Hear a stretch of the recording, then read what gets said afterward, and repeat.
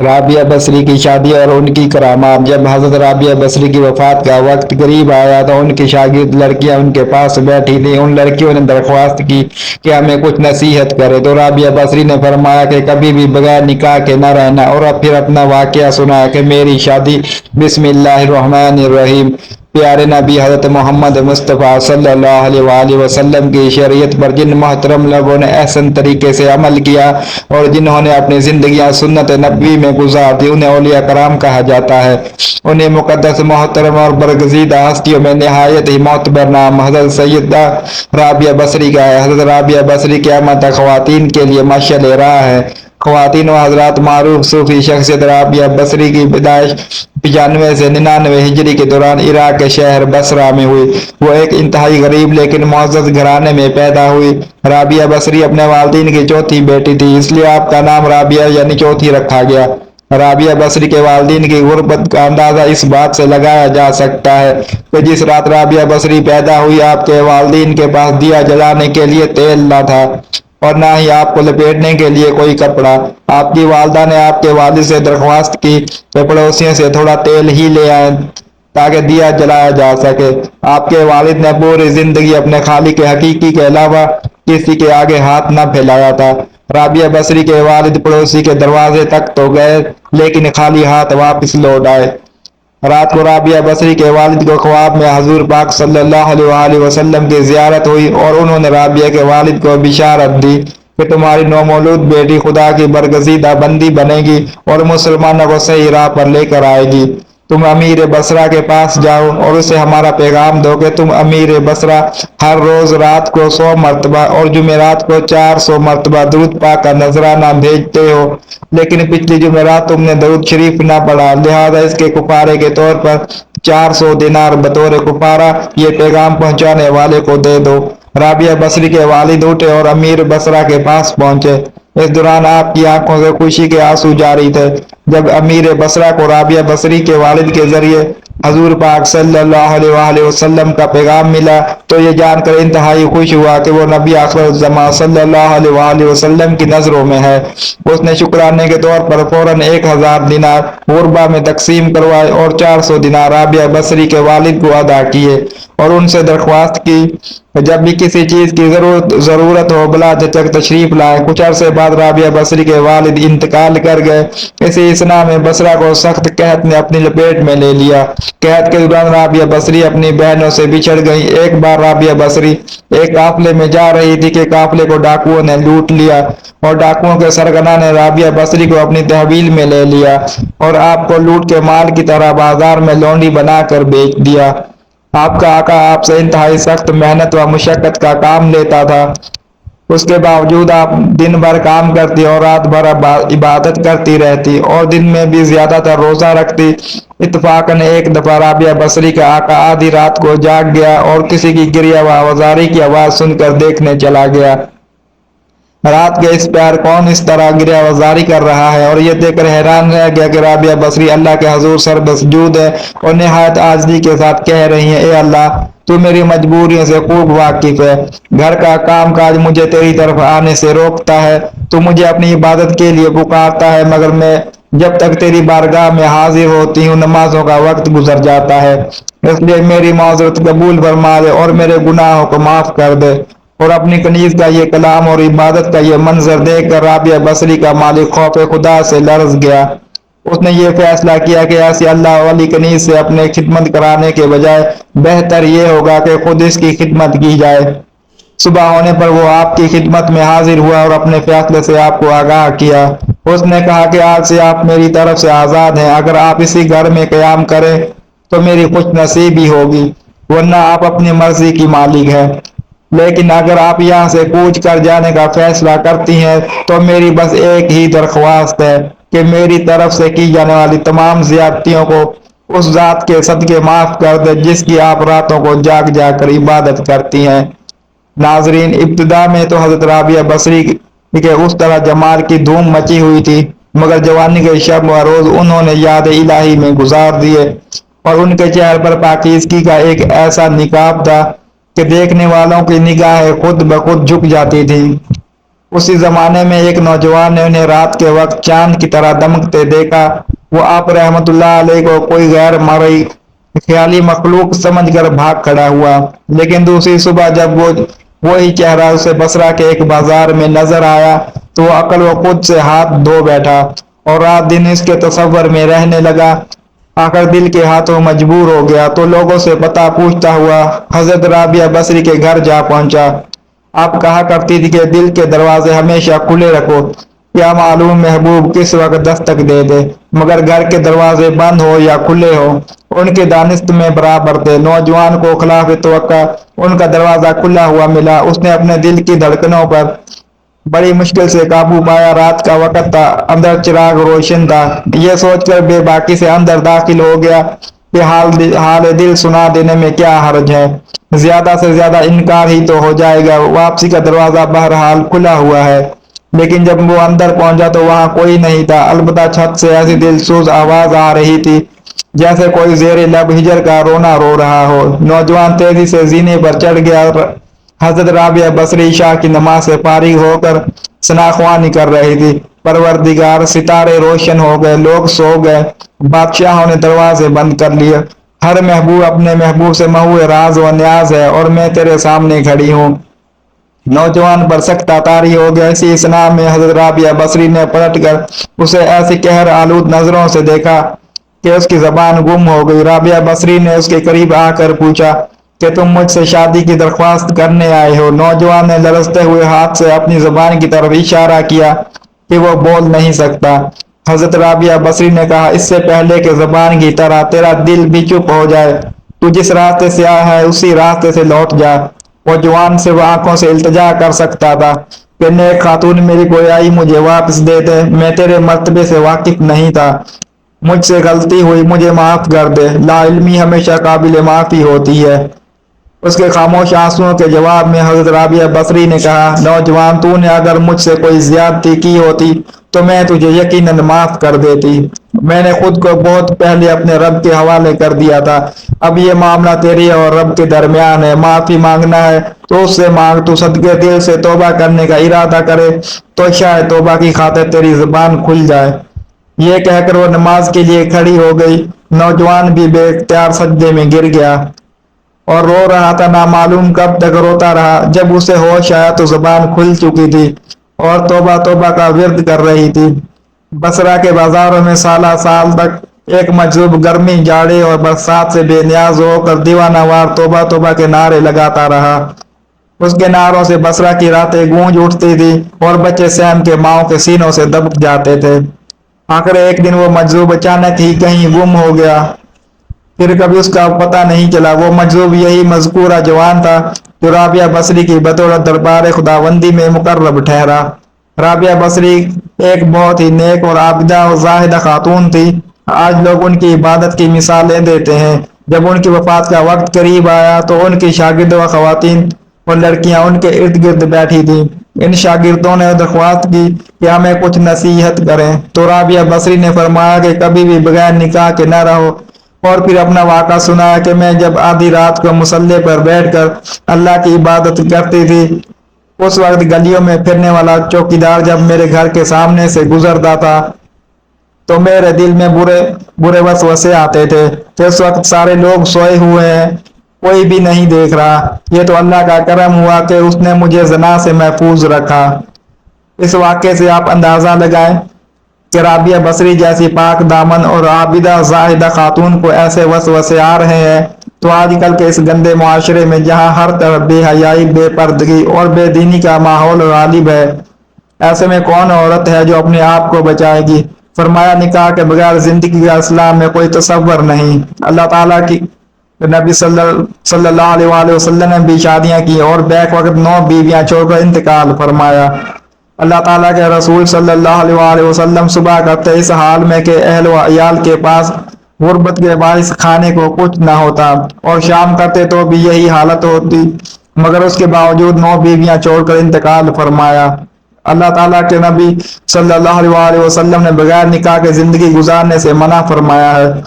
خواتین و حضرات، ایک دفعہ حضرت حسن بصری رحمۃ اللہ علیہ نے حضرت رابعہ بصری سے کہا کہ آپ شریعت کے مطابق شادی کر لیں۔ فرمایا نکاح اور شادی اس کے لیے ہے جس کا کوئی وجود ہو، یہاں نہ میرا کوئی وجود ہے اور نہ ہی میں اپنی مالک ہوں، اللہ تعالیٰ کی مملوک ہوں۔ ایک دفعہ کچھ اور لوگوں نے بھی آپ سے کہا کہ آپ شادی کر لیجئے۔ فرمایا اگر 3 فکروں سے مجھے بے فکر کر دیجئے تو میں ضرور شادی کر لوں گی۔ نمبر 1، کیا میں دنیا سے اپنا ایمان سلامت لے جاؤں گی؟ نمبر 2، روز محشر میرے دائیں ہاتھ میں ہی نامہ اعمال دیا جائے گا۔ نمبر 3، قیامت کے روز جب لوگ دائیں جانب سے جنت میں اور بائیں جانب سے دوزخ میں پہنچائے جائیں گے تو مجھے کس جانب سے پہنچایا جائے گا؟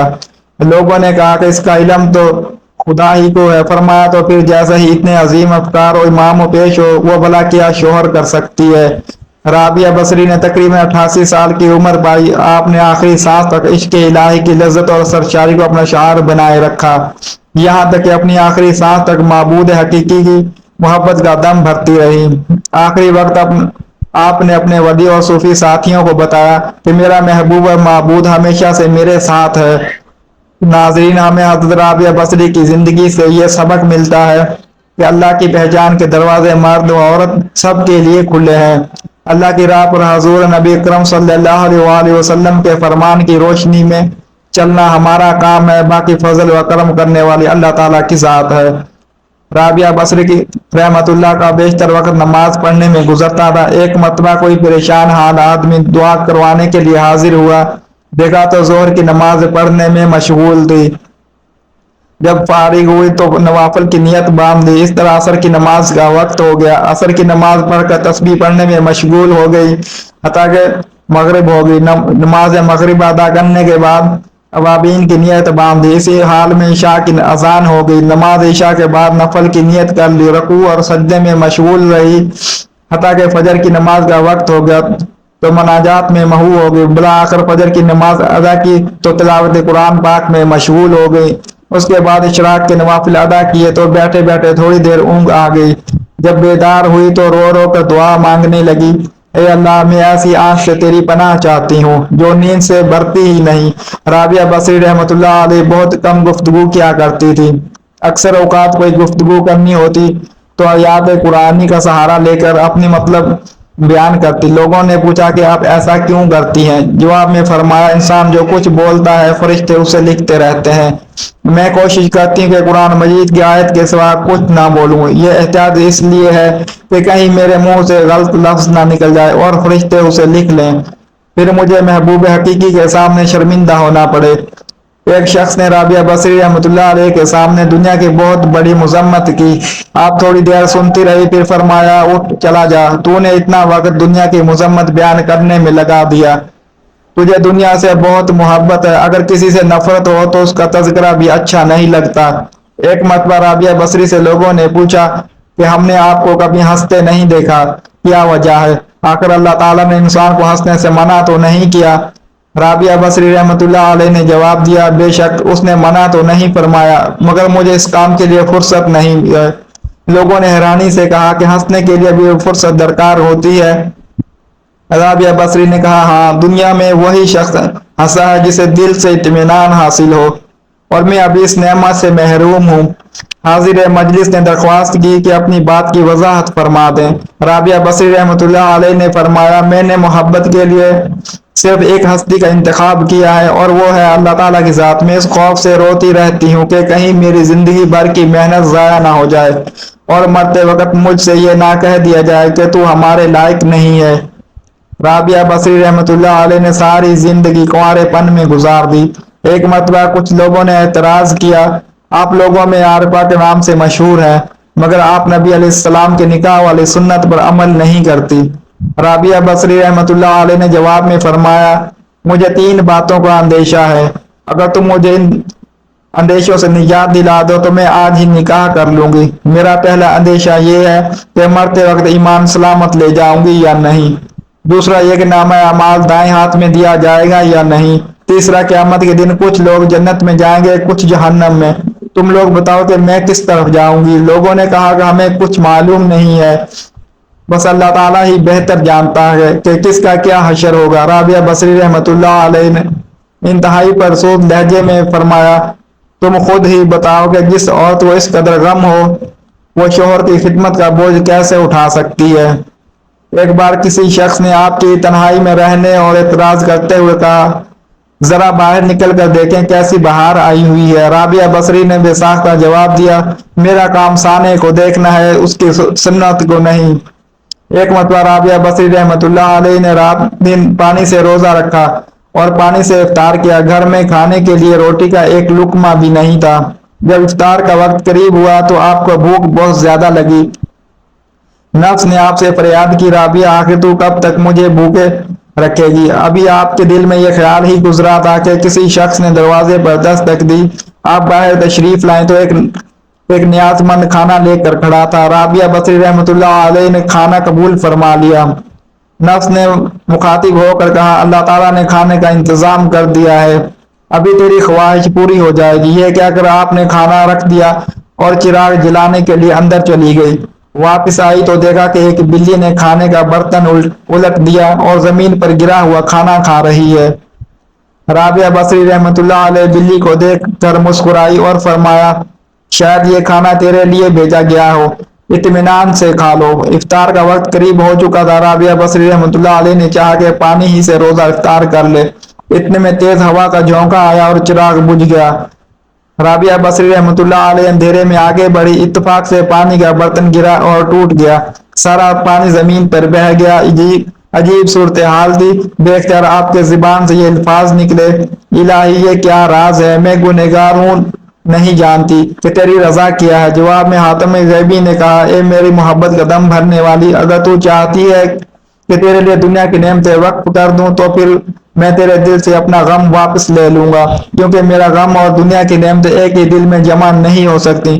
اے رابعہ، ایک تیری مراد ہے اور ایک میری مراد ہے، تو بتا دونوں مرادیں ایک جگہ کیسے رہ سکتی ہیں؟ رابعہ بصری نے جب یہ آواز سنی تو اپنی رضا کو ہمیشہ کے لیے اللہ تعالیٰ کی رضا میں گم کر دیا۔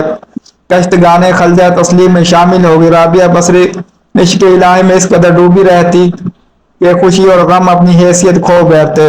آپ خوف اور طمع سے بے نیاز ہو کر اللہ تعالیٰ کی عبادت کرنے کو پسند کرتی تھی۔ ایک بار آپ پر جذب کی کیفیت طاری ہوئی تو اہل بصرہ نے دیکھا کہ آپ ایک ہاتھ میں آگ اور دوسرے ہاتھ میں پانی لے کر جا رہی ہیں۔ لوگوں نے پوچھا، یہ کیا ہے، آپ کہاں جا رہی ہیں؟ رابعہ بصری نے کہا، میں اس پانی سے دوزخ کو بجھانا چاہتی ہوں، آگ سے جنت کو جلانا چاہتی ہوں، تاکہ لوگ جنت و جہنم کے لالچ اور خوف سے اللہ تعالیٰ کی عبادت نہ کریں۔ یہ رابعہ بصری کے جذب و مستی کی بات ہے، ورنہ عام مومنین کو قرآن مجید میں خوف و طمع دونوں حالتوں میں اللہ تعالیٰ کی عبادت کا حکم دیا گیا ہے۔ چنانچہ آپ نے ایک دفعہ مناجات میں کہا کہ اللہ، اگر میں تیری عبادت اور دوزخ کے خوف سے کرتی ہوں تو مجھے دوزخ میں ہی ڈال دینا، اور اگر میری عبادت جنت کے لیے ہے تو مجھ پر جنت حرام کر دینا، اور اگر میری عبادت فقط تیری رضا کے لیے ہے تو مجھے اپنے دیدار سے ہرگز محروم نہ رکھنا۔ ایک مرتبہ آپ نے تہجد کے وقت مناجات کرتے ہوئے فریاد کی، اے اللہ، رات آ گئی، دن چلا گیا، ستارے چمکنے لگے، دنیا کے بادشاہوں نے اپنے دروازے بند کر دیے، ایک دروازہ کھلا ہے، میں تجھ سے تجھ ہی کو مانگتی ہوں۔ ایک مرتبہ آپ نے مناجات میں یہ دعا مانگی، اے اللہ، جو آسمان کو زمین پر گرنے سے روکے ہوئے ہے، شیطان کو مسلط ہونے سے روک دے۔ ایک مرتبہ ایک نوجوان آپ کی مجلس میں حاضر ہوا، اس نے سر پر پٹی باندھ رکھی تھی۔ آپ نے پوچھا تو اس نے بتایا کہ سر میں درد ہے، اور پہلی مرتبہ ایسا ہوا آپ نے عمر پوچھی تو اس نے کہا 30 سال۔ آپ نے فرمایا کہ 30 سال تیرے سر میں درد نہ ہوا، تو نے شکریہ کی پٹی تو کبھی نہ باندھی، پہلی مرتبہ درد ہوا تو شکریہ کی پٹی فوراً باندھ لی۔ وہ نوجوان یہ سن کر شرمندہ ہوا اور اس نے اپنے اندر صبر پیدا کرنے کی نیت کر لی۔ ایک مرتبہ کچھ لوگ آپ کی خدمت میں حاضر ہوئے اور کہنے لگے، اللہ تعالیٰ نے مرد کو فضیلت بخشی ہے، ہمیشہ مرد ہی کو نبوت و رسالت کا منصب عطا ہوا ہے، کسی عورت کو نبی نہیں بنایا گیا۔ رابعہ بصری نے کہا، بے شک اللہ تعالیٰ کا یہی نظام ہے، مگر ایک بات غور سے سن لو کہ مردوں نے ہی خدا ہونے کا دعویٰ کیا ہے، کسی عورت نے آج تک خدائی کا دعویٰ نہیں کیا۔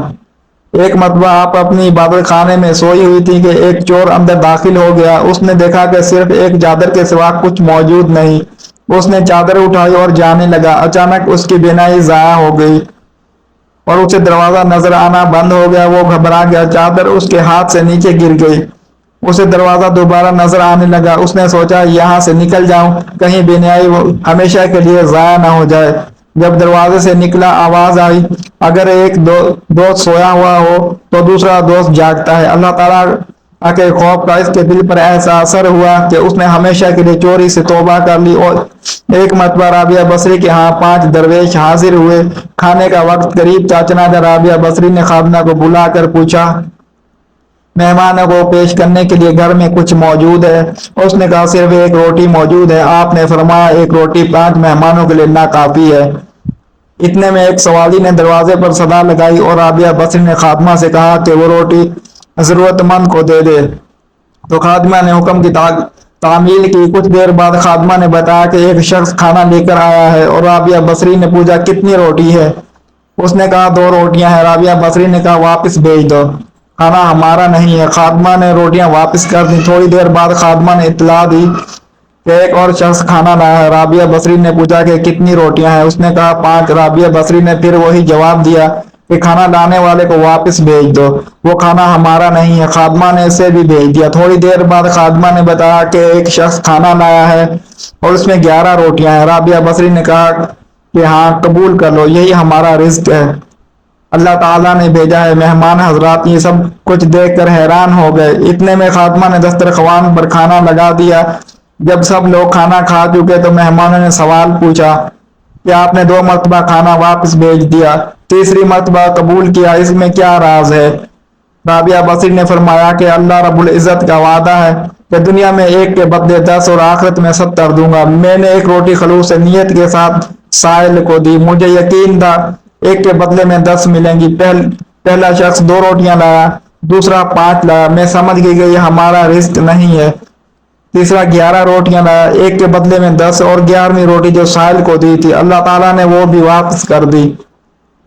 اللہ تعالیٰ کی شان دیکھیے کہ اپنے وعدے کو پورا کر دکھایا۔ رابعہ بصری کی شان و توکل کو دیکھ کر تمام درویش حیران ہو گئے۔ رابعہ بصری کی موت کا واقعہ بھی بڑا عجیب ہے۔ وفات سے کچھ دیر پہلے لوگ عیادت کے لیے حاضر خدمت ہوئے۔ رابعہ بصری نے کہا فرشتوں کے لیے راستہ چھوڑ دو۔ لوگ باہر چلے گئے۔ کچھ دیر اندر گفتگو کی آوازیں آتی رہیں۔ جب خاموشی چھا گئی لوگوں نے دروازہ کھول کر دیکھا رابعہ بصری دنیا سے اس طرح رخصت ہو چکی ہیں کہ جیسے ہوا کا جھونکا تیزی سے گزر جاتا ہے۔ اللہ تعالیٰ ہمیں بھی نیک اعمال کرنے کی توفیق عطا فرمائے اور ہمیں نیکوکاروں میں شامل فرمائے، آمین۔ ناظرین کمنٹ باکس میں اللہ تعالیٰ کے 99 ناموں میں سے ایک نام ضرور ٹائپ کریں۔ اگر ویڈیو اچھی لگے تو ویڈیو کو لائک کریں، شیئر کریں اور چینل کو سبسکرائب کریں۔ شکریہ، اللہ حافظ، والسلام علیکم ورحمۃ اللہ وبرکاتہ۔